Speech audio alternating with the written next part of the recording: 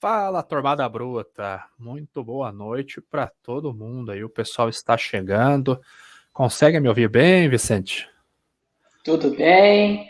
Uma boa noite para vocês, espectadores. Boa noite, Alê. Hoje estamos aqui para a gente falar um pouco sobre um tema que não é muito divulgado, né, Alê? Infelizmente, a gente tem essa situação da dificuldade de informação sobre esse tema que é bastante importante, né, de logística, que impacta não somente os preços locais, como também a competitividade das nossas commodities. Então, hoje nós vamos falar bastante sobre a questão dos impactos que envolvem a logística. Então, nós vamos trabalhar bastante sobre esse tema. Então, eu queria primeiramente aí agradecer ao Ale pela disponibilidade de tempo e também por divulgar, né, um pouco do conhecimento aí que ele adquiriu em tão longo prazo, né, tão longa data. Também aproveitar para dar boa noite aos nossos espectadores. A gente já vê aqui que o pessoal está presente, né? Então a gente vê aí que a galera quer saber um pouco mais sobre essa questão da logística e os seus impactos, né? Então hoje a gente conversou há pouco sobre todos esses cenários. Vamos dar aí um pouquinho de tempo só para o pessoal chegar um pouco mais e aí a gente vai trocando uma bola. Então, primeiramente, queria aí dar boa noite ao Giroto, ao Levi, ao Anderson. Que legal, Anderson, que você veio pelo canal do Urich. A gente está aí fazendo um programa segunda a sexta-feira, a partir das 8h20, que é o No Raço do Preço. O nosso programa onde a gente fala sobre os grãos, fala sobre boi gordo. Então, continue nos acompanhando. Se você não é inscrito, como o Urich diz, né? Considere se inscrever. E se você puder aí deixar o like para a gente também agradece. Então, pessoal, para dar continuidade aí ao nosso tema de hoje, vou fazer aqui uma abertura com algumas perguntas para o Ale, que o Ale sabe que eu gosto de perguntar. Então, e aí ele vai discorrendo um pouco mais sobre o tema. A gente vê que nesse começo, né, de cenário, né, sobre elevação de custo de commodities em geral, a gente viu nosso petróleo trabalhando ali até em patamares negativos, tudo bem, foi um caso super esporádico, uma troca de vencimento de contrato, mas depois o petróleo ele veio aí numa pegada bastante forte, né? E também todas as outras commodities vêm numa tocada muito forte de alta. Isso daí traz reflexos, né? Traz reflexos no custo das matérias-primas, traz reflexo nas matérias-primas convertidas em produtos acabados. Isso passa pela questão logística.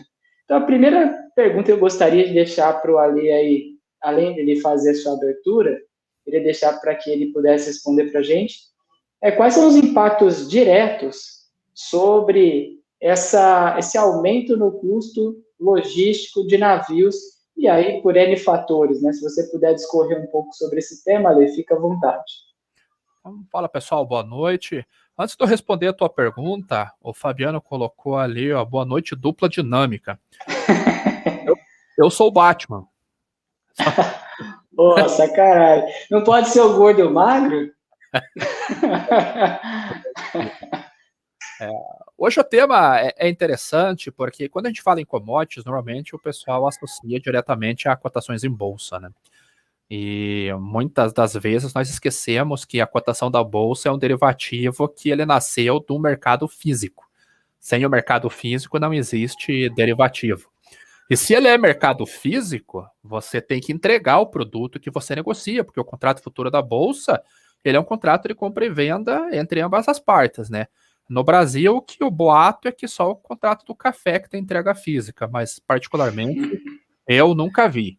Agora, nos Estados Unidos, os contratos futuros negociados lá, basicamente todos os contratos, eles têm entrega físicas do produto. Para quem está cadastrado na bolsa, tem o cadastro para isso, ele vai para a entrega física. Quem não lembra, em março, se eu não me engano, dia 20 de março de 2020, quando o petróleo chegou a ser negociado meia dúzia de contrato a preços negativos. Até então, a teoria dizia que nenhum ativo pode chegar a valores negativos. Mas como era uma commodity que vai para entrega física e só há um local autorizado nos Estados Unidos a receber petróleo, que são os depósitos em Cushing, em Oklahoma, estava completamente lotado pelaquela queda na cadeia de suprimentos lá devido à pandemia. Quem estava posicionado no contrato não conseguia sair da posição, tanto que corretoras aí tiveram prejuízos de dezenas de milhões de dólares. Até o CME Group teve que alterar a forma lá, tirando o Black and Scholes, né, e colocando a Bachelier, né, a forma de Bachelier, né, como... Exatamente, teve que modificar a fórmula de cálculo das precificações. Então, quando nós negociamos um contrato futuro, tendo a consciência que ele vai para entrega física, a logística começa a ser um diferencial de onde comprar esse produto. Eu lembro que no passado muitas empresas negociavam açúcar comprando em Nova York esses açúcares, e a empresa que comprou só saberia 15, 20 dias antes do prazo aonde que esse açúcar estaria disponibilizado. Então, às vezes era na Índia, às vezes no México, às vezes aqui no Brasil. Eu acompanhei um caso há uns 15 anos atrás, que foi uma correria da cidade de Paranaguá, num dos armazéns para embarque de açúcar, que chegaram 60 mil toneladas em menos de 30 dias para embarcar num Panamax, o açúcar VHP, para embarcar num Panamax de um negócio fechado há alguns meses antes, e o comprador europeu não sabia da onde que viria esse açúcar. E a logística, ela começa a determinar, então, competitividade entre as bolsas. Entre as origens, na verdade, desculpa. Ela começa a colocar competitividade entre as origens. Por isso que nós, como traders, eu trabalho como trader internacional também, é o meu foco, o meu trabalho principal. Quando chegam pedidos, por exemplo, de 12 meses de soja para a China, 12 embarques mensais, um embarque mensal por um ano, 12 embarques para a China de uma determinada commodity, a gente sabe que aquilo ali não é possível pela sazonalidade. Então, ora o frete americano para a Ásia está mais barato, ora o frete brasileiro está mais barato. Então, o frete, a logística, realmente passa a ser determinante na competitividade entre as origens e pode mudar o fluxo de transporte de commodities. Realmente pode mudar. Até sobre esse sentido, Ale, que você colocou dos portos, né, as origens, né, dessa commodity, né, você comentou sobre o açúcar e os seus principais países produtores. A gente também tem, por exemplo, grãos, né, então a gente tem o café aqui, o Brasil, nós temos a Colômbia, temos o Vietnã, e como você bem pontuou, existe um custo de reposição para o comprador que ele é diferente com base na origem. E como que a questão logística ela entra nesse cenário e como que o comprador utiliza os benefícios e também evita os riscos referentes à logística para as novas compras, para as reposições de mercadorias? Essa que já começa a ser a vantagem dos contratos futuros, porque você consegue travar preços com bastante antecedência.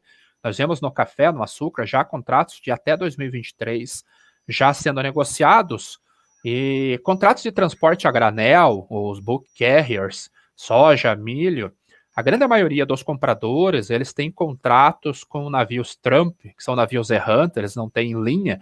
Um navio de container, ele tem uma linha, então é chamado de liner.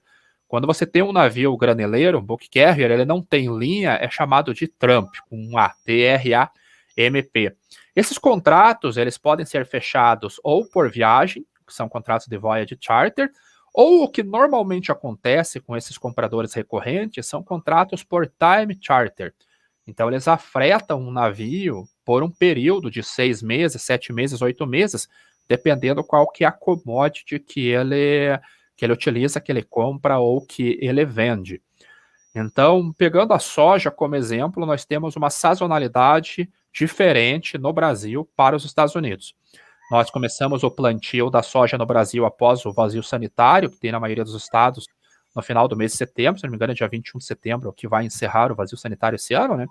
E a nossa safra começa a entrar no mercado no final de janeiro. Então, o contrato março para fixação de preços é o contrato mais importante da soja para o Brasil lá na Bolsa de Chicago. Porém, lá nos Estados Unidos, eles começam o plantio em maio e vai até o mês de agosto, que é o finalzinho do weather market, no mercado climático, e a colheita começa a ser feita ali no final de mês de outubro, se eu não estou enganado, outubro, novembro, é quando começa a entrar forte a colheita da soja nos Estados Unidos.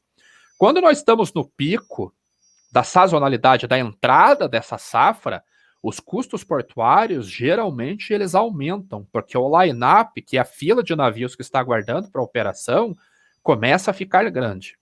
Nós contratando um navio, nós contratamos ele dólares por tonelada. Pô, eu vou pagar ali $50 por tonelada para transportar soja do Brasil para a China.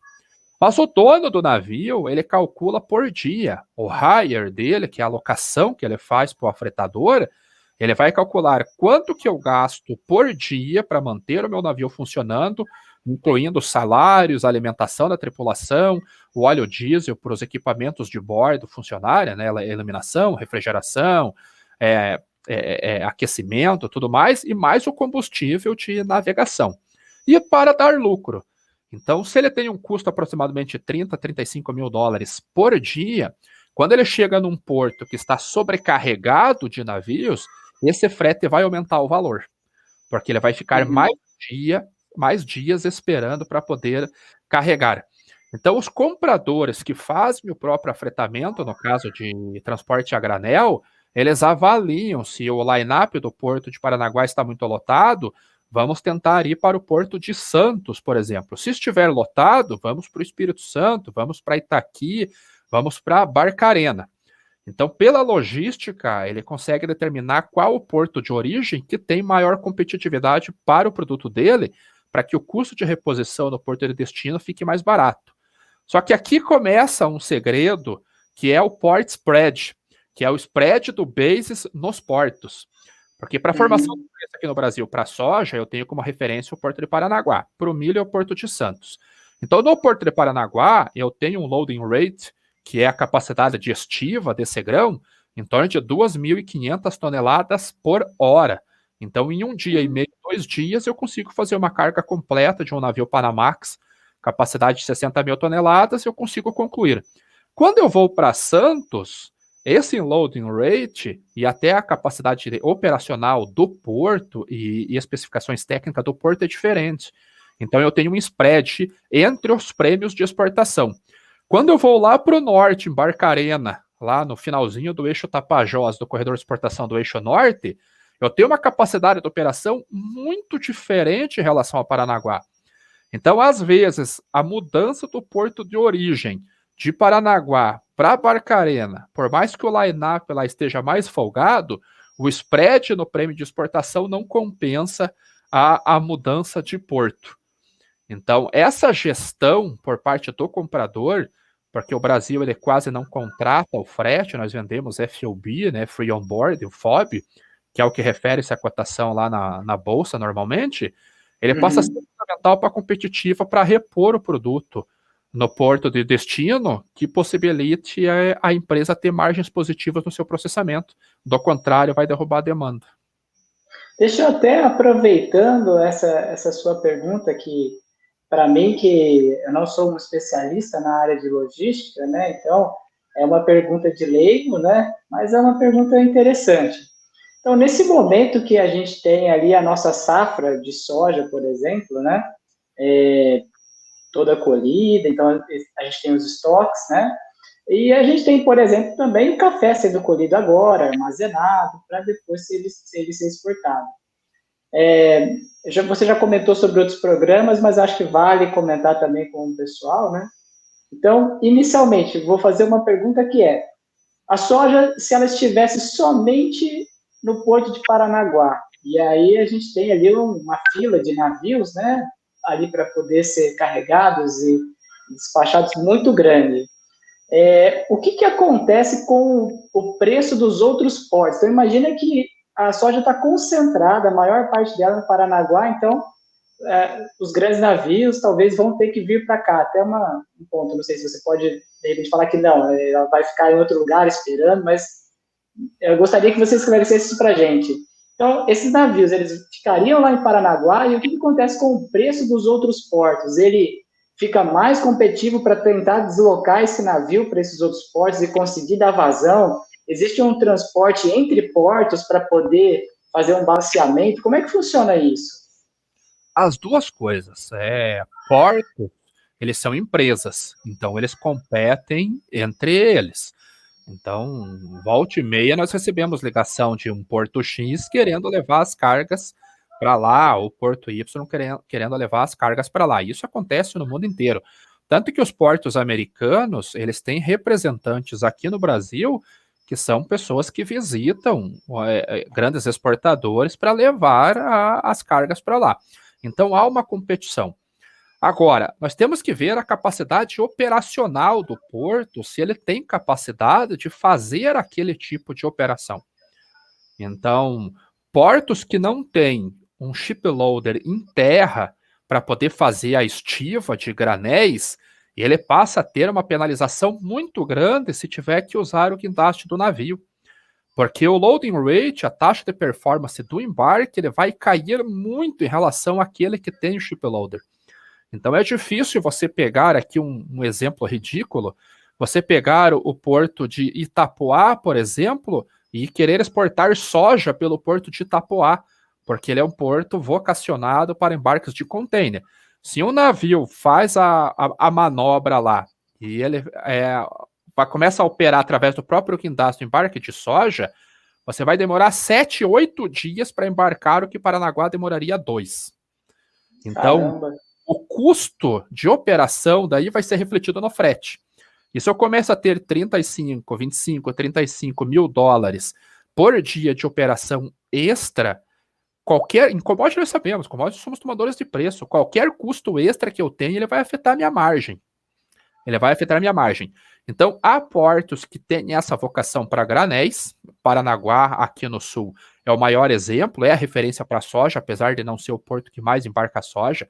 Hoje é o Porto de Santos, e o Porto de Barcarena ele está ganhando uma expressividade muito grande, principalmente no milho.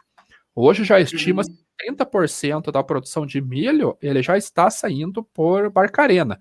O que falta para nós ganharmos competitividade? Ferrovias. Aí, o que falta são ferrovias para que a gente tenha mais competitividade no mercado doméstico. Aí sim, poderia gerar um basis melhor lá para o produtor, se nós tivéssemos uma logística mais adequada. Que interessante.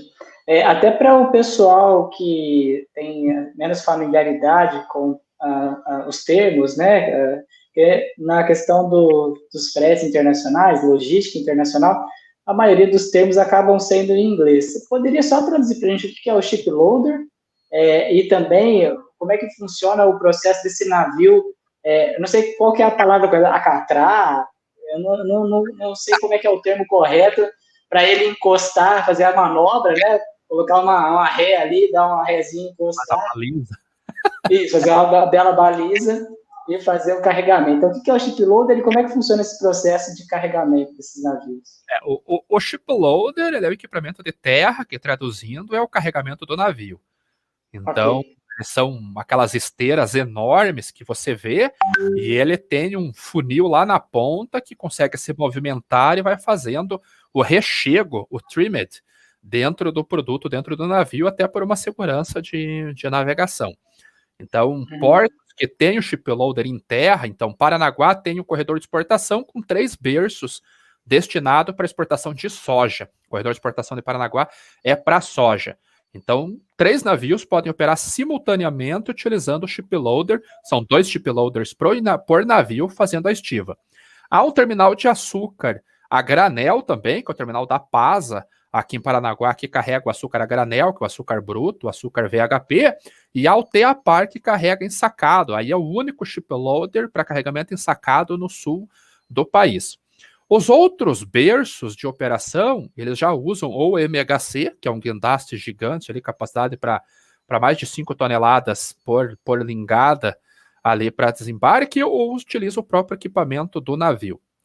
Agora, a operação do navio de atracagem desse navio no berço, ele tem que ser obrigatoriamente realizado por prático, que é ele não chega a ser, ele é concursado, mas ele trabalha numa, quase que uma associação, né, aqui em Paranaguá chama Paranaguá Pilots, é sensacional o trabalho deles, com o auxílio de rebocadores. Todo esse custo de contratação de rebocadores, que também são empresas que competem entre si, não é um serviço público, é um serviço privado, mas os práticos que são concursados, é tudo a cargo do armador, do dono do navio, do ship owner. Então, quando você tem um porto que tem mais competitividade, por exemplo, 3, 4 empresas trabalhando com rebocadores, essa concorrência pode deixar custos de operação do navio mais baratos em relação a outros portos. Isso conta também.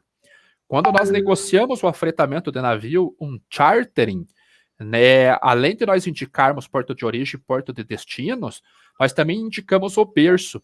E muitas vezes, os armadores eles colocam uma cláusula de owner's berth, ou seja, o berço do armador.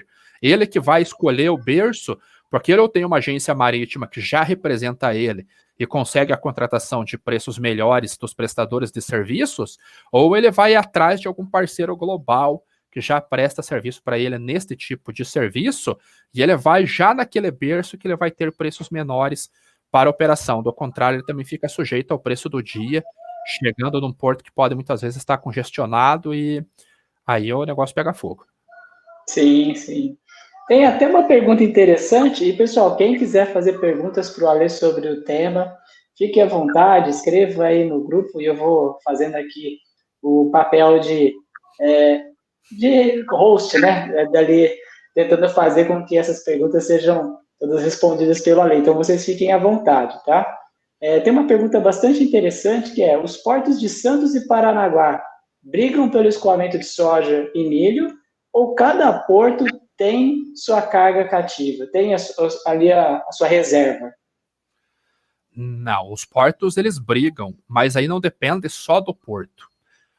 Na formação de preço das commodities, qualquer commodity, do petróleo, minério de ferro, soja, milho, café, açúcar, até o leite, que é a commodity preferida do Geroto, ele vai levar em consideração na formação de preço cotação em bolsa, mais o prêmio de exportação, que é o prêmio no porto, mais a logística, taxa de câmbio, mais a logística.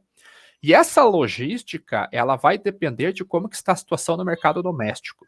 Então, é o que eu falei, uma grande trading, aqui, uma das 5 maiores ali, qualquer uma delas. Normalmente, elas têm contratos take or pay com provedores de fretes domésticos, sejam transportadoras rodoviárias, sejam ferroviárias, ou seja, no caso do eixo norte, de barcaças.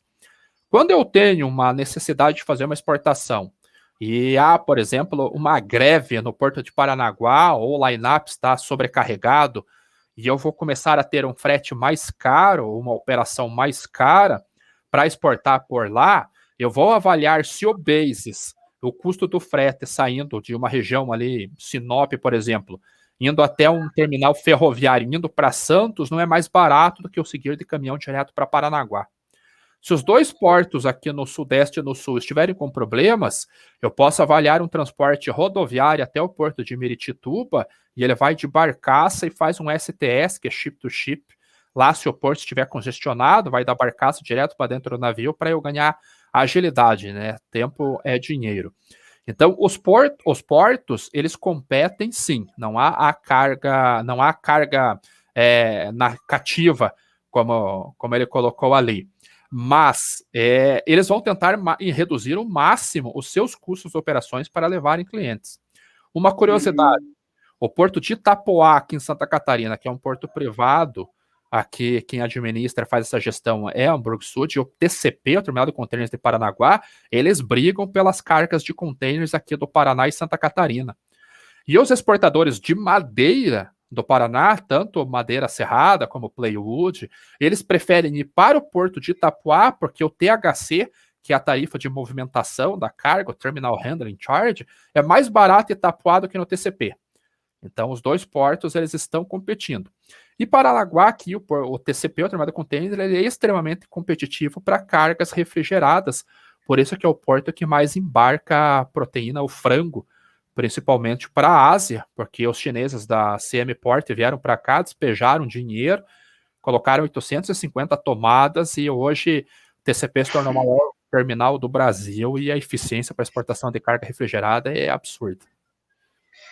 Muito interessante essa questão de estrutura dos portos, né? A gente vê que ainda há muito, né? Claro que tem portos aqui no Brasil, por exemplo, Paranaguá é uma referência, mas a gente tem ali situações onde a gente tem ainda portos que parece que ainda estão estatizados, né? Ou pelo menos sofrem pressões políticas muito fortes, né? Então, a gente tem essa questão.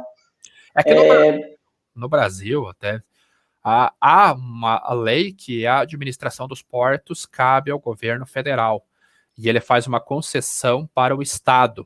Na hora de colocar dinheiro, um empurra para o outro, porque se o porto é do governo federal, quem tem que investir é o governo federal, quem tem que colocar dinheiro no Estado, o governo federal, é quem está administrando.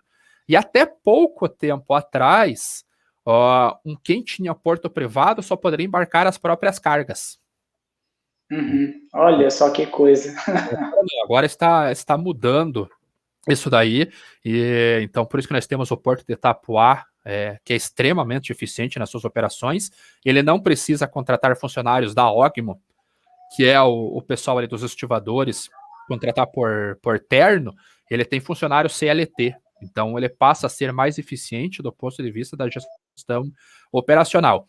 E o Porto de Paranaguá aqui, ele ganhou do governo federal a autonomia para fazer a gestão completa das suas operações, né? Um porto referência. O Brasil é o primeiro e único porto a ter esse tipo de concessão dado pelo governo federal. Que interessante. Até uma pergunta, Ale, sobre essa questão do custo de reposição, tentando já olhar o comprador, por exemplo, europeu, né? Então, eu vou falar sobre o comprador de café. Então, a Europa, para quem não sabe, ela é principalmente a Alemanha, né, uma grande compradora de café, né? E ela tem, vamos colocar dentro do café arábica, então a gente está falando dos contratos futuros, então a gente tem dentro do contrato futuro a possibilidade, né, ele fazer essa aquisição do mesmo café, em teoria do mesmo padrão, né, não do mesmo café, né, mas do mesmo padrão de café, no Brasil e na Colômbia.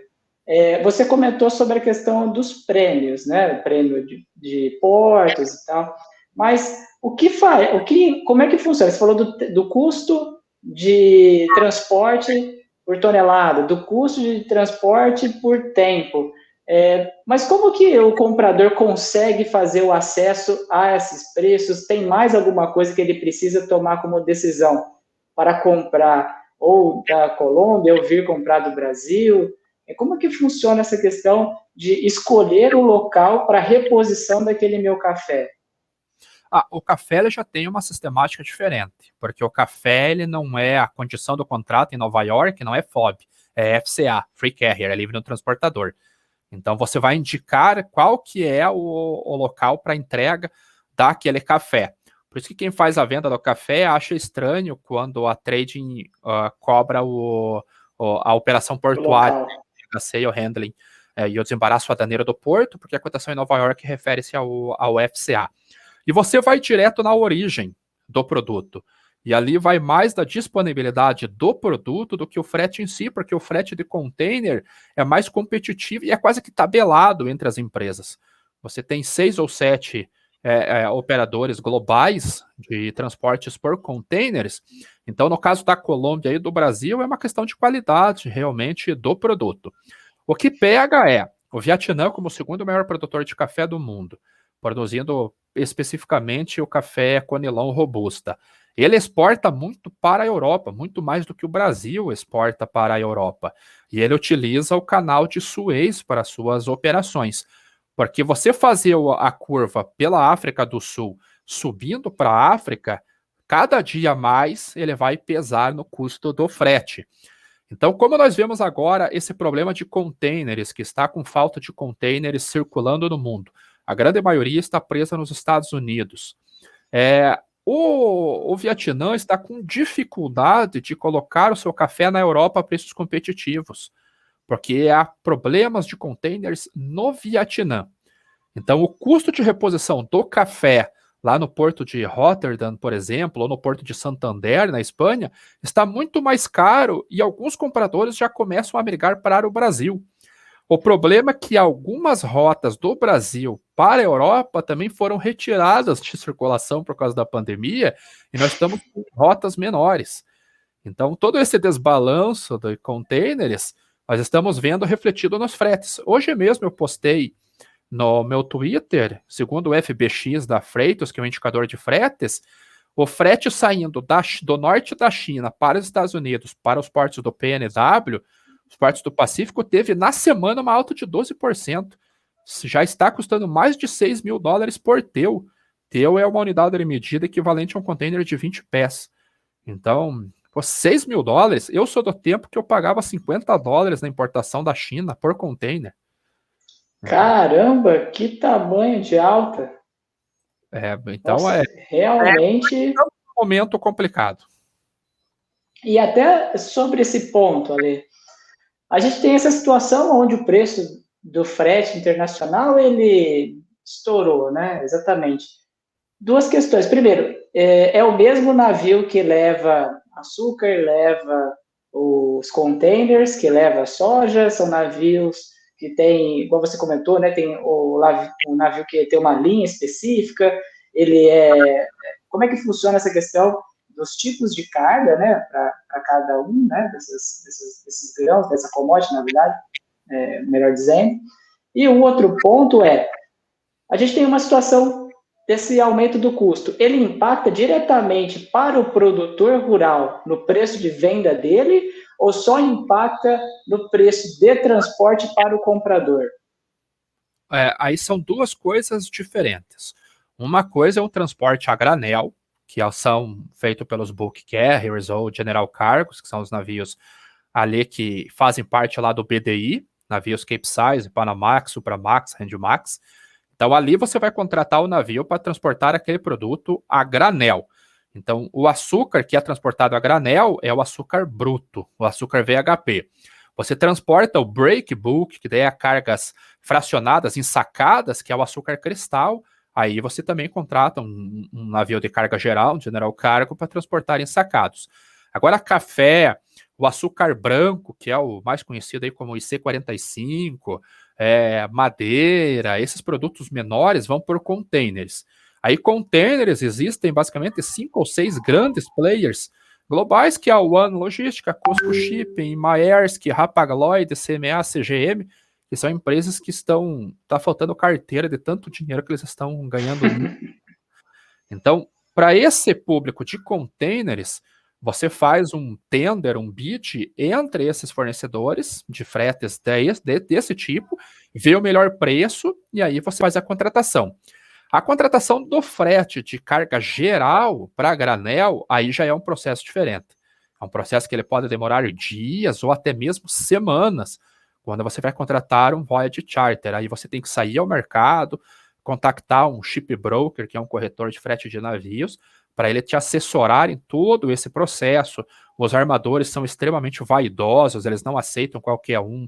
Se não tiver um background comprovado ali, eles nem dão bola nem nada.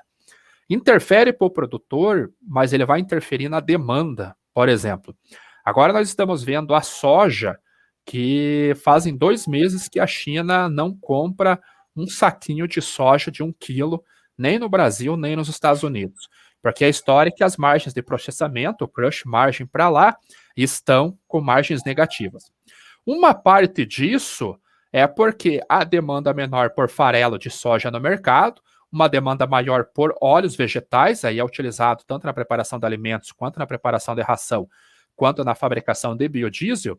Quando o oil share, que é quando a participação da cotação do óleo fica muito acima esse percentual, a margem de processamento fica negativa. Mas a margem de processamento é feito um cálculo através do custo de reposição, que é o custo de originação para o comprador lá no porto de destino. Então, fretes que nós contratávamos e pagávamos $34, $35 por tonelada aqui do Brasil ali pelo porto de New Orleans, nos Estados Unidos, estava na mesma base, eles já estão próximos a $80 nesse momento. Então você junta a Bolsa de Chicago em valores altos, você junta um frete internacional mais do que o dobro, quase 3 vezes o que estava há 1 ano e meio, 2 anos atrás. E uma menor demanda por farelo, ele reduz a demanda por compras lá na China. Se esse frete estivesse em padrões normais, muito possivelmente o custo de reposição estaria mais adequado e essa margem de processamento estaria positiva, gerando demanda. Gera demanda, valoriza o basis, mais dinheiro na mão do produtor, porque o indicativo de compra pelas tradings passa a ser maior. Então, Muito, tem a muito ver. interessante. Eu acho que foi uma explicação bastante ampla para uma pergunta simples e deu todos os detalhes que eu acho que o pessoal gostaria de saber sobre isso. E se tiver alguma dúvida, pessoal, fique à vontade aí para fazer as perguntas aí no chat e eu vou colocando-as para o Ali. Vou colocar até uma pergunta aqui que a Denise, ela nos enviou, que é a seguinte: Ale, como essa situação no porto, aí eu não sei falar chinês, então, para esse porto, maior porto de cargas da China, onde a Vale tem o terminal de transferência de minério, também de uma palavra de uma cidade chinesa que eu não sei pronunciar, vai ter um impacto nos preços ou atrasos. E aí ela até complementa falando por causa dessa questão do tufão que existe a situação na China, né? Olha, pessoal, sigam a Denise lá no Twitter. Ela posta muita informação top. Sigam ela lá. Ele pode influenciar, mas eu acredito, Denise, que será muito pouco, porque normalmente os navios que transportam minério aqui do Brasil, por exemplo, eles já pertencem à Vale, que são os navios Valemex e Velox, são aqueles navios com cargas superior a 300 mil toneladas. Eles já são de propriedade, ou eles são locadas ou contratos bareboat pela própria Vale, ou contratos de time charter e a gestão cabe à Vale. Então, ele pode aumentar o custo da diária, que incorreria em multas de demurrage pelo afretador. Mas como as compras de minério de ferro são realizadas no mercado de balcão, o mercado OTC, a bolsa é só um referencial, esse custo pelo tamanho da carga, hoje eu acredito que um Veloc, um Valemax deve estar com custo de uns $60 mil por dia, ele não vai ter tanto peso na reposição do custo lá incidindo essas multas de demurrage. A não ser, claro, que o navio fique 90 dias parado, aí ele começa a ter alguma influência. Mas a princípio não. O que pode acontecer é, se atrasar muito tempo para fazer a desestiva desse produto, ele pode começar a causar uma falta de produto lá no mercado. E aí vai elevar os preços internamente lá na China, porque vai gerar uma concorrência pelas siderúrgicas pelo minério de ferro. Mas nesse caso teria que ter uma paralisação ali de uns 2 ou 3 meses mais ainda, até porque olhando o mapa aqui do Marine Traffic, deixa eu tentar compartilhar, vou compartilhar aqui, vocês conseguem ver, estão conseguindo ver o Marine Traffic aqui. Eu separei navios bulk carrier saindo do Brasil para a China. Quando eu venho e vou tentar dividir aqui a capacidade dele, vamos colocar um deadweight aqui acima de 100 mil toneladas, que já passa a ser os navios Capesize, que já começam a transportar minério de ferro e carvão, você vê que há um volume bom saindo ainda do Brasil lá para a China. Então teria que haver um problema mesmo muito longo lá na China para poder causar alguma questão financeira ou de falta de produtos devido ao tufão. Muito legal a explicação. Sempre uma aula aí que o Ale dá para a gente, né? Conhecimento, disponibilizando aí para a gente informações bastante valiosas. Patrícia colocou uma questão aqui que você já colocou sobre isso algumas vezes, que é que o problema de container não é novo por aqui, né? Não é novo no Brasil. E quem acompanha o mercado sabe. Se você puder comentar um pouco sobre isso também, Ale, acho que vale a pena. Volta e meia acontece um problema de container. Na verdade, existe uma sazonalidade, né, Patrícia, no problema de container, que é o peak season, que é quando há uma situação ali que faltam containers. Em outro momento, nós temos o Ano Novo Chinês ali no mês de fevereiro, que também é outro problema. Então, não é raro acontecer. Claro que com essa magnitude foi devido à pandemia, vai um ano e meio para resolver isso daí, talvez até mais ainda, porque os Estados Unidos teriam que começar a exportar produtos para começar a colocar esses containers vazios por lá. E a China também, ela tem algum problema de falta de mão de obra.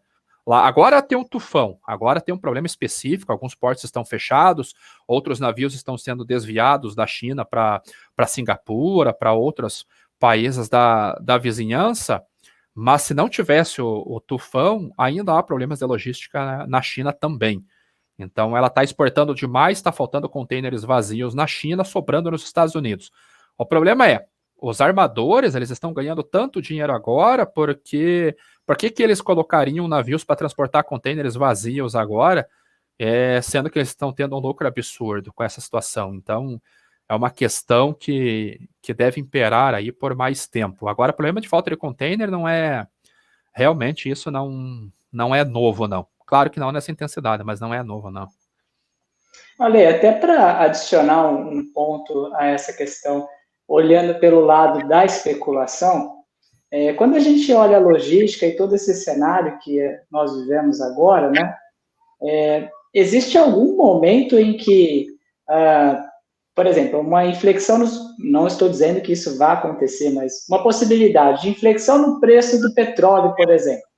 Isso faria com que, por exemplo, em que prazo, como é que funcionaria para a redução do custo logístico pela questão do petróleo e do diesel que o navio utiliza, ou se não, nossa, apesar de uma queda de, sei lá, 10%, ainda assim demoraria muito tempo para esse preço ser repassado para o custo logístico, já que existe um estoque. Como é que funciona essa questão da diminuição ou aumento de custo e o repasse disso para os compradores e tomadores de preço?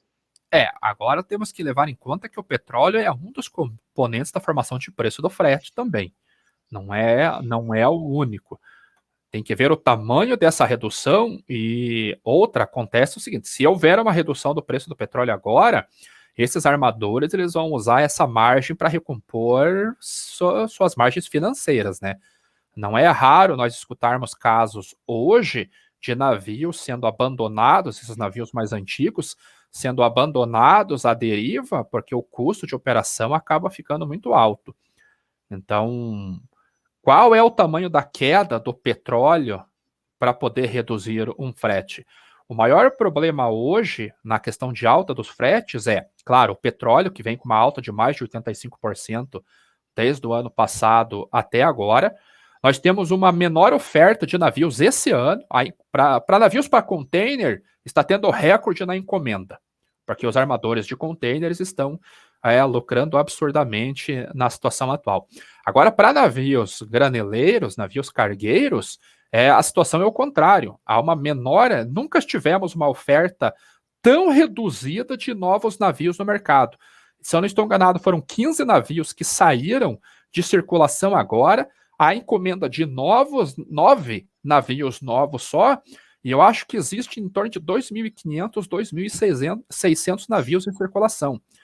Isso aconteceu porque veio uma normativa em 2019 com relação ao uso do enxofre no combustível para diminuir a emissão de carbono. Só que ninguém sabe que tecnologia utilizar. Essa insegurança acabou reduzindo a demanda por encomenda de navios novos. Então, nós temos uma oferta menor de navios no mercado.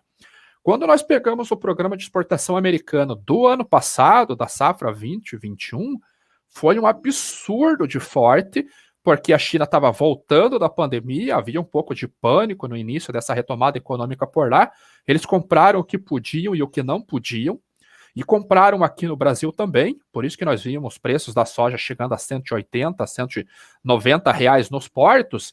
Isso acabou concentrando muitos navios Panamax, que são os navios ali de 60 a 100 mil toneladas de DWT, de capacidade, concentrados no Golfo e nos portos do Pacífico para embarque dessas commodities nos Estados Unidos, e ali no início de fevereiro nós vimos esses navios aqui no Brasil.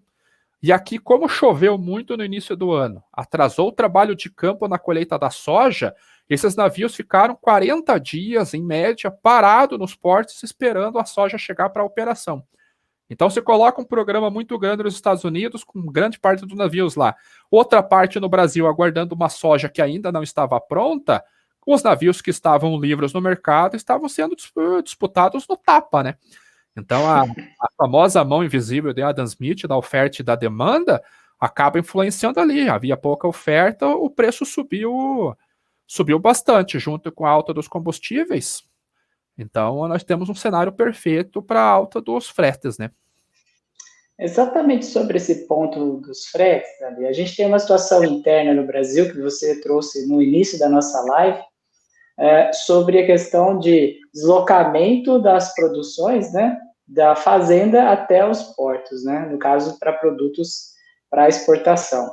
A gente tem a novela da Ferrogrão, que está mais para uma novela mexicana do que para uma novela brasileira, né?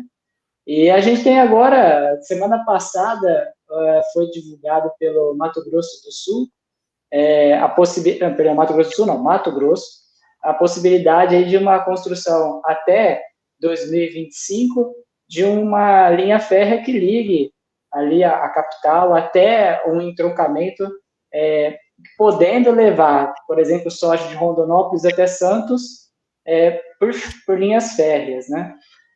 Mas como você vê o desafio, por exemplo, que a gente tem a Ferrogrão passando pela questão das terras indígenas, tem essa parada do ESG, que o pessoal bate muito em cima, e aí tem a questão dessa linha Ferrogrão que passa dentro de terras indígenas, toda essa questão ambiental, e aí tem esse impacto que precisamos ser mais competitivos o ano todo.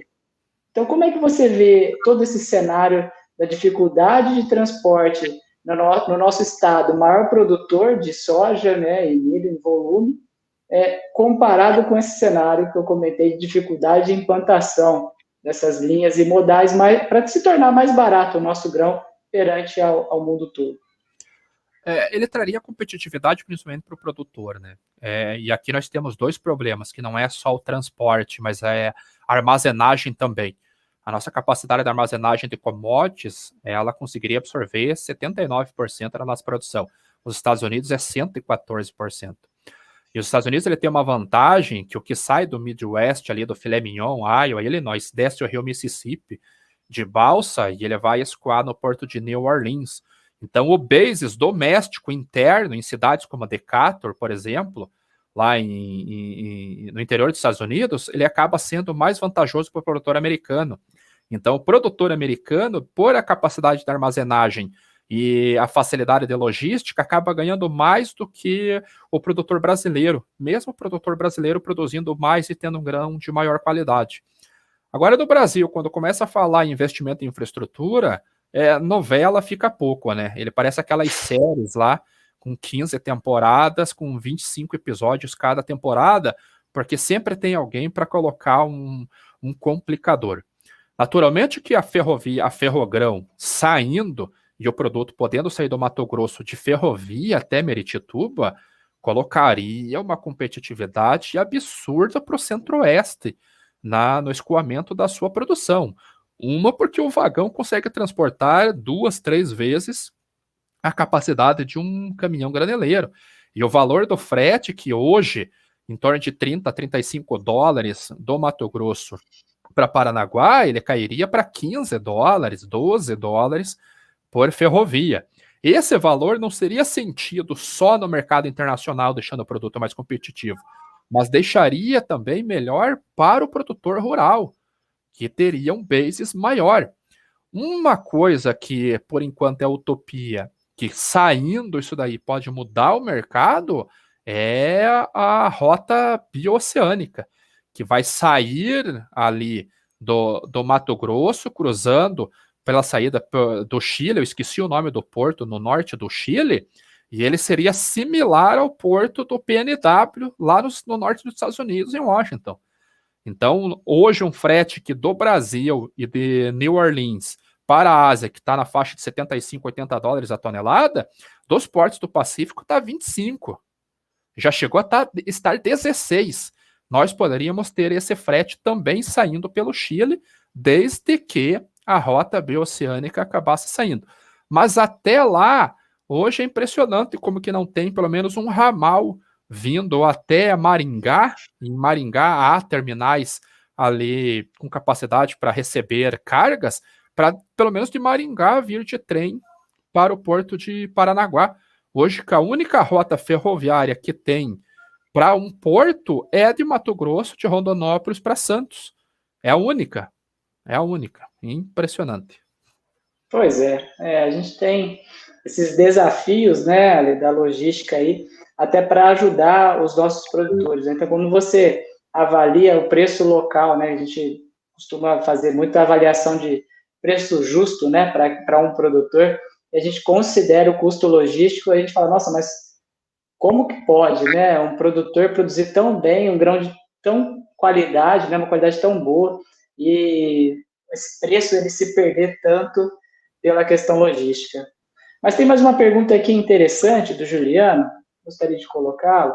É quanto tempo mais vocês acham que teremos restrições sanitárias que acabaram aumentando o tempo de load e unload nos portos mundo afora?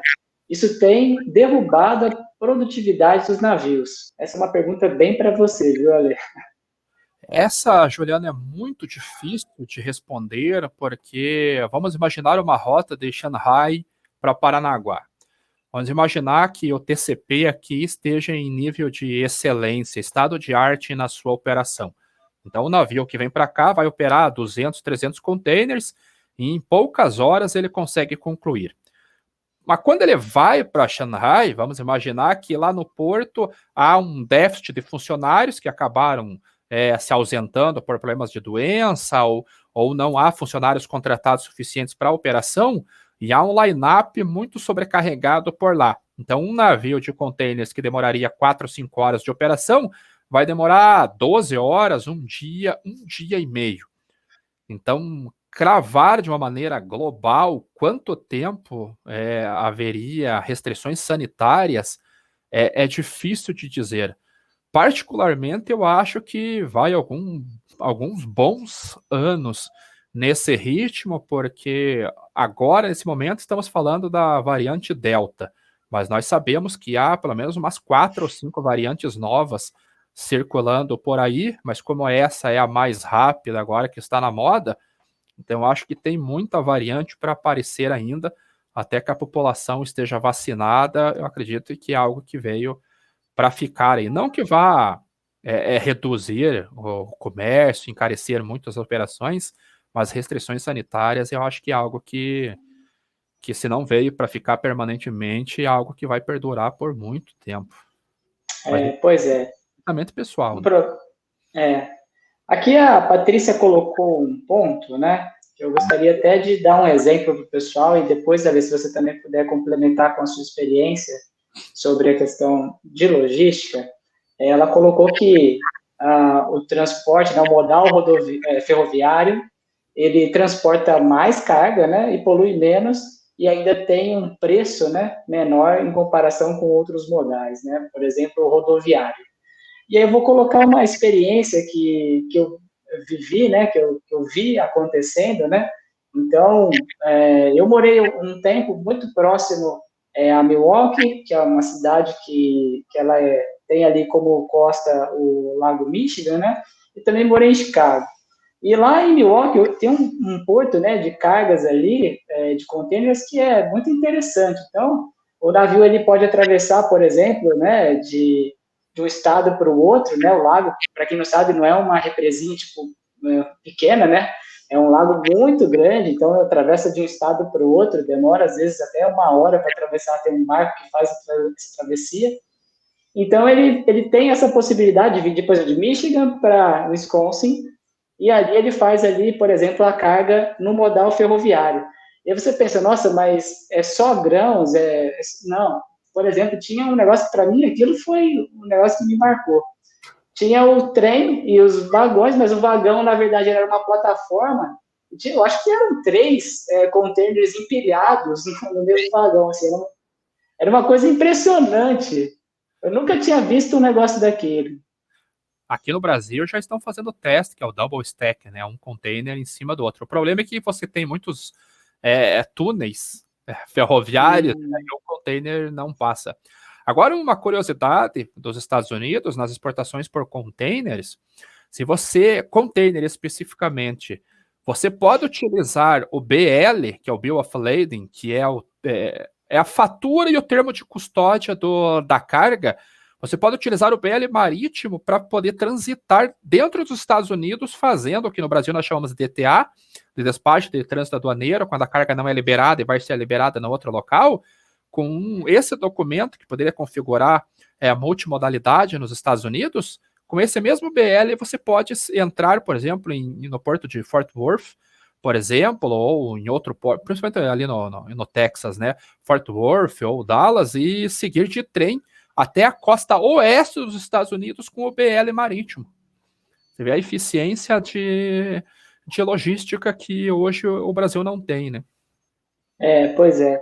É uma coisa assim que a gente espera que o nosso cenário, né, ele mude. E, na verdade, como a nossa base ela é baixa e a gente tem capacidade sim para melhorar, então a gente vai melhorar, com certeza. Infelizmente, só não é talvez na velocidade que a gente gostaria e precisaria nesse momento. Mas eu acredito muito na nossa capacidade, sim, né, de desenvolvimento, né, do nosso país, para que possa fazer com que os nossos produtos se tornem cada vez mais competitivos, né? A Denise colocou aqui uma questão para você, Ali, que é a seguinte: se não tiver mais nenhuma surpresa, quanto tempo o mundo vai levar para reorganizar a frota de containers? Eu acredito entre 1 ano e meio e 2 anos. Nesse ritmo, eu acredito que mais ou menos nesse período, 1 ano e meio a 2 anos. Pois é. E isso daí, para quem é, por exemplo, produtor de café, pessoal, já fica aí um ponto, tá? O container de café, né? O café, na verdade, ele é exportado em container. Então, aí a gente tem uma situação onde podem haver ali complicadores para a questão de precificação, como o Ale bem comentou, pode prejudicar um pouco a questão da demanda. É claro que a lei da oferta, demanda e estoques, ela vai mandar, né? Então, apesar, de repente, dessa dificuldade, né, quanto à questão de aquisição de um espaço ou um container, ela vai ter que ser superada, porque se acabar o estoque, o cara vai ter que comprar, né? Não tem muito o que fazer. E aí eu não tenho o que fazer, igual você falou, não tem o que fazer com relação a isso daí, a não ser se adequar ao preço do dia. Exato. A preço do dia é boa. Vamos lá. A gente tem aí mais um tempinho para a gente fechar, tá, pessoal? Vou colocar essa pergunta aqui para o Alê. De que forma a tensão Estados Unidos-China podem impactar o comércio de commodities e também a questão levantada sobre containers que continuam parados nos Estados Unidos? Jackson, essa pergunta sua merecia uma outra live. Primeiro porque a tensão Estados Unidos e China, ela tem mais a ver com soberania tecnológica nesse momento do que uma disputa comercial em si. Porque comercialmente os dois países dependem um do outro. A maior parte dos containers vazios está parado nos Estados Unidos porque a economia americana é pautada em serviços e ela precisa comprar produtos que vêm da Ásia. Como ela não está exportando produtos, esses containers ficam parados lá. Mas os Estados Unidos ele está tentando fazer o possível e o impossível para travar o crescimento da China. Com as commodities, para ter uma ideia, quando o Trump fez o acordo com a China lá em 2017, a fase 1 do acordo, as exportações de soja para a China eram tributadas aqui do Brasil em 10% de VAT, mais 1% de IVA. E o dos Estados Unidos era 25% de VAT, mais 1% de IVA. Com a fase 1 do acordo, onde a China prometeu comprar, não lembro o valor agora, mas era algumas dezenas de bilhões, esse VAT se igualou ao do Brasil. Então, até hoje, a importação da China, independente da origem, paga-se 10% de VAT e paga-se 1% da China. E nesse ponto, por que eles não mexeram? Então é o primeiro indício que essa guerra está mais na soberania econômica e tecnológica do que comercialmente. Só que agora os Estados Unidos ele está colocando pressão com relação ao petróleo, porque ela está pressionando o Irã para que eles fechem o acordo nuclear. O Irã já falou que não tem condição, pela legislação interna, de aceitar os termos americanos para esse acordo, e o governo americano deu um ultimato: ou o Irã aceita o acordo, ou ele vai colocar sanção para a exportação de petróleo do Irã para a China. E a China vem aumentando as compras de petróleo no Irã. Na média, nesse ano, foram 254 mil barris de petróleo por dia negociados entre os dois países. Se a China é obrigada a comprar petróleo em outra origem, o preço do petróleo pode voltar a subir. Só que aí o Irã teria que negociar esse excedente de petróleo no mercado paralelo. Ele não poderia receber em dólares, então ele poderia fazer o exchange for BL, que é como ele faz aqui com o Brasil, num barter internacional, vamos chamar assim, de ureia. E isso poderia colocar o Joe Biden, na verdade, contra a parede, porque se o preço do petróleo começa a subir demais, causa inflação. Uma curiosidade: a cada 1 centavo de aumento no barril do petróleo é o impacto de $1 bilhão na economia americana, que os consumidores têm que pagar no preço da gasolina. A cada $10 de aumento no Brent, por exemplo, são $3 mais caro no galão de gasolina nos Estados Unidos. Então, é mais uma ameaça velada e um blefe, é o cara trucando com o casal vermelho, do que realmente algo que vai partir para a parte prática. Eu acredito, né? Eu acho. Temos que ver quem está com o casal preto, né? Se ele existe. Essa é uma questão, tem que ver onde é que está isso, né? Então, pessoal, vou colocar aqui mais as perguntas finais para ler, tá? Hoje a gente está com o tema focado na questão logística, então o nosso especialista sobre esse tema, o Ale, vai respondendo as perguntas de vocês, tá? Ale, essa questão da Denise é como isso vai impactar na inflação e a falta de insumos. Eu acredito que ela deve estar falando na questão dos programas de container, eles estarem deslocados, né, e essa questão do aumento do custo. Esse é o grande desafio da economia hoje, né, que é a estagflação. Estagflação é quando você tem o aumento da inflação muito forte e o crescimento da economia não acompanha. Então você tem a economia não crescendo e a inflação crescendo, que é a estagflação. E isso é muito difícil de combater. Esse é um dos motivos do que o Federal Reserve acaba não mexendo nos seus estímulos monetários. Porque se ele retira, na visão dele, se ele retira esses estímulos, a economia americana pode não crescer e o aumento de custos de matérias-primas pode acabar causando a estagflação, e isso é mais grave do que a deflação e do que só a inflação. Mas é algo que nós não temos como fugir nesse momento, e nós já estamos vendo isso daí. A pergunta agora é: até quando que as indústrias vão aguentar segurar a inflação sem repassar para o consumidor?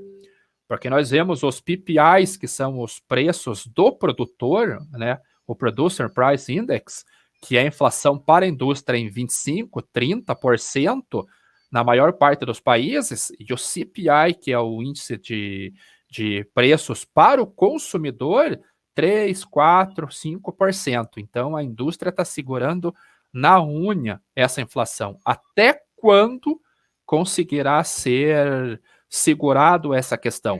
E essa questão ela está atrelada diretamente ao crédito.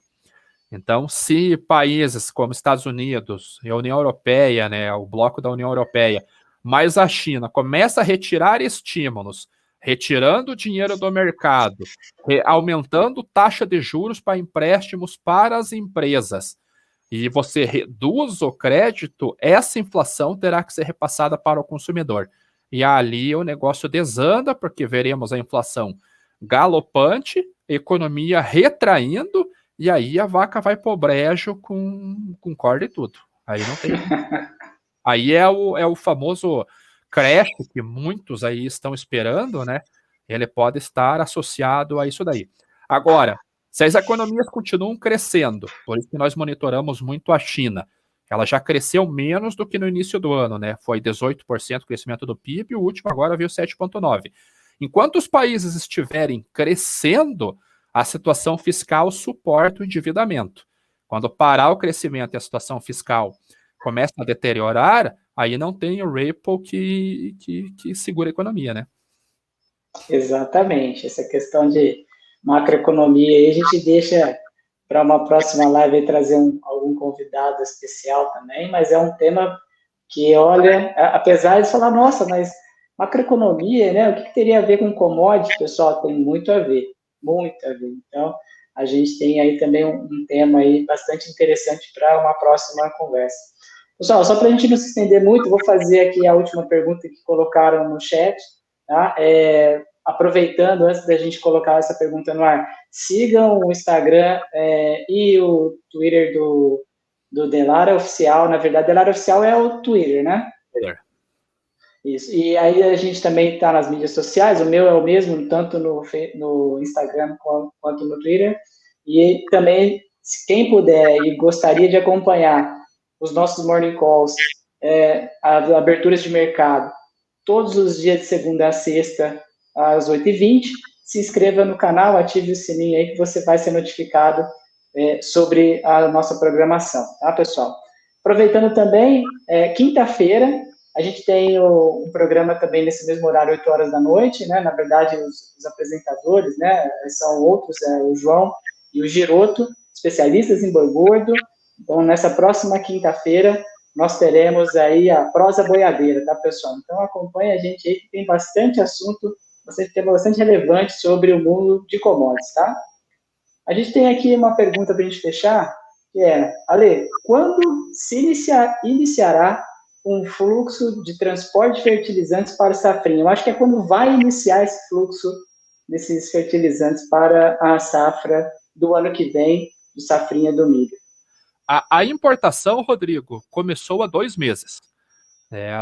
O Brasil já está a pico já de importação, porque a sazonalidade de compra por parte dos produtores se inicia agora no mês de agosto. Agosto e setembro é onde ocorrem as maiores compras, é onde há o pico de preços das commodities. Inclusive, há já nomeados quando nós falamos é que já existe um navio já indicado para o transporte, né? 5 milhões de toneladas de fertilizantes chegando no Brasil já estão nomeados. E aí eu estou falando de cloretão, KCl, cloreto de potássio, ureia, MAP, DAP, sulfato de amônio, tudo mais aí que está até esqueci tanto fertilizante que tem, acho que são uns 8 ou 10 tipos, já estão nomeados já mais de 5 milhões de toneladas, então já começou. Pergunta interessante a tua, Rodrigo, porque assisto aos nossos programas pela manhã que nós trazemos muita informação, principalmente do cloretão, cloreto de potássio utilizado na cultura da soja, e a ureia, que é o fertilizante que mais nos preocupa nesse momento, a ureia para o milho verão e para o milho safrinha 22. Há indicativos ali de explosão de preços e escassez de produto.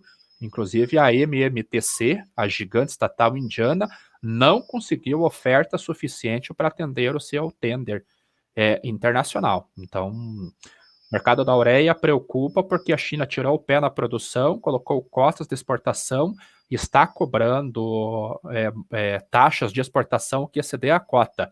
E para o cloretão, a Bielorrússia está sofrendo sanções econômicas por parte da União Europeia, e a Bielorrússia é o terceiro maior exportador de cloreto de potássio aqui para o Brasil. Então, fertilizantes pedem atenção, hein? Com certeza, com certeza. Ale, então, suas palavras finais, vou colocar um comentário aqui que eu achei bastante interessante, suas considerações finais. Essa é boa, Jackson. Essa é boa, valeu. Mas, tchau. Na brincadeira. Esteve aí, nós sempre estamos à disposição. Nós, da Mundo Mercado Commodities, aqui do canal no Rastro do Preço, eu, o Vicente, o Pataxó Trader, que é o Lucas, o Giroto e o João, acreditamos que informação só é válida se estiver em circulação. Então, estamos fazendo o possível para levar um pouco do que nós conhecemos da maneira que é possível para o mercado, para tentarmos ali, trazermos mais conhecimento e melhorar tanto a rentabilidade, quanto a produtividade, quanto o conhecimento para os que tiverem interesse, para os operadores de mercado. Naturalmente que com o tempo nós vamos melhorando a questão de tecnologia, a questão de qualidade técnica, até mesmo questão de conteúdo. Então, por enquanto, agradecer a todo mundo que esteve ali. E o João tá de sacanagem com o Vicente, deixou 2 perguntas, que era qual que é a fórmula de Bhaskara, e a outra qual que é o diâmetro de um grão comum de café robusta tipo A. Essa Pô, o pessoal brinca comigo que eu gosto de fazer pergunta, né? Realmente essas daí são mais difíceis. Bhaskara tudo bem, que até que eu era bom em matemática, então não é tão complicado. Mas, pô, essa do diâmetro de um grão, você tá de sacanagem, pô. Aí tem que ser muito bom de conta mesmo. a fórmula de Bhaskara, menos B, mais ou menos, raiz quadrada de delta sobre 2A, né? É exatamente isso aí. Na verdade, a gente tem que sempre pensar o seguinte, né, pessoal? São brincadeiras que a gente faz aí internamente, né, dentro do mundo do mercado, mas que a gente, na verdade, está aqui para poder, mais uma vez, disseminar a informação. Então, qualquer pergunta ela é bem-vinda, por mais, de repente, particular que ela seja. Então, fique à vontade, compartilhe aí as suas dúvidas com a gente. Se a gente não souber, no primeiro momento a gente vai falar que não sabe e vai pesquisar sobre para depois te responder, tá bom? Então, fique à vontade. Vou aproveitar também já para deixar o meu boa noite a todos vocês que nos acompanharam até agora. Dizer que foi um prazer poder compartilhar com vocês esse momento de conhecimento, onde o Ale pôde compartilhar conosco, né, tanto conhecimento adquirido aí por tanto tempo. Então, a gente acha que o nosso conhecimento é adquirido como a pílula do Matrix, né, toma a pílula azul e aprendeu. Então, todo mundo sabe que não é assim. Então, quando a gente pega um grau de conhecimento igual ao do Ale, essa vontade de compartilhar com a gente, então, realmente, é muito importante esse momento para nós do mundo do mercado, e esperamos que esse vídeo e todos os outros do nosso canal possam chegar a mais pessoas. Então, nos ajude nesse sentido, compartilhando o nosso conteúdo e também se inscrevendo no nosso canal e curtindo esses conteúdos que nós compartilhamos. Tá bom, pessoal? Obrigado, uma boa noite a todos vocês.